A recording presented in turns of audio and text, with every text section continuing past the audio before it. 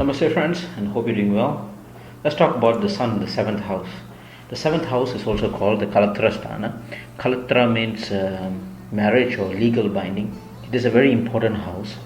It not only shows the significance of one's partner, but also something called the strength of a graha. It's a technical thing. It also makes the astrologer to manage and to find how are the grahas situated and how are they responsible to influence a person. Okay, so what happens when the sun goes to the seventh house? Now the seventh house affects a person's marriage. Okay, it influences the person's view on his or her spouse, right? So when you have, if you notice in your birth chart and you notice the sun is on the seventh house, there's a very strong indication that you'll be very authoritative towards your spouse. You'll be in many ways controlling your spouse's decision. Okay, it's always a one-way thing. You are not ready to accept the facts, the contribution from your spouse. You're always giving it out rather than taking it in. Now it's also important that all these factors are dependent on how the sun is placed in that house, whether it's a friendly, or it's an enemy, and the strength and everything else is considered. But as a general rule, if you have sun in the seventh house, you will be naturally influenced by the possessiveness, the control from the spouse. Now, it also means that you have a lot of ego in yourself as well. You feel that marriage is, your marriage is the perfect one, okay, and you must maintain that. So you work really hard to keep your spouse happy. You really you make sure your spouse doesn't complain and doesn't nag and stuff like that. So you make sure you do the best, not to please others but to satisfy yourself, that your responsibility towards your marriage is very strong, right? But that's the thing is, because sun is strong, sun is also very hot. What happens is, in many situations, if it goes to what we call as astangata or combustion, when it goes nearer to another planet, then there's adverse effects, like responsibility is overtaken by that sense of control or possessiveness. So one may feel that very if you have a spouse who has the sun in the seventh house, and you might feel that this person is controlling you in many ways, whether be the guy or the girl, it doesn't matter.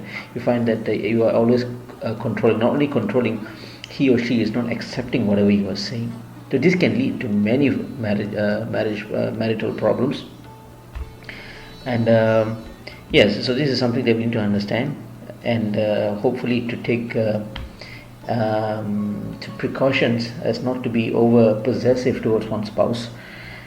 There's also this thing about foreign trades. The seventh house is also this house of foreign trades. Okay, foreign trades will be very successful if you have all the sun positioned properly. The sun is not afflicted by any other planets, and it's positioned very well. Then you'll naturally do good business. You'll do business on a global scale. You might do foreign businesses. You have foreign contacts, and you'll really flourish.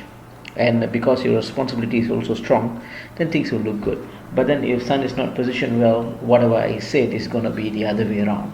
Okay, you'll be cheated by a foreigner, or your investments in a foreign business would have been futile. Your time and your money would have been wasted and all that. Again, and this thing about opposite attraction, again I wanted to say that your connection towards the opposite attraction is very egoistic, which means you would see that, okay, I should not be chasing. Let's say if you're in the state you're in the time to fall in love, right?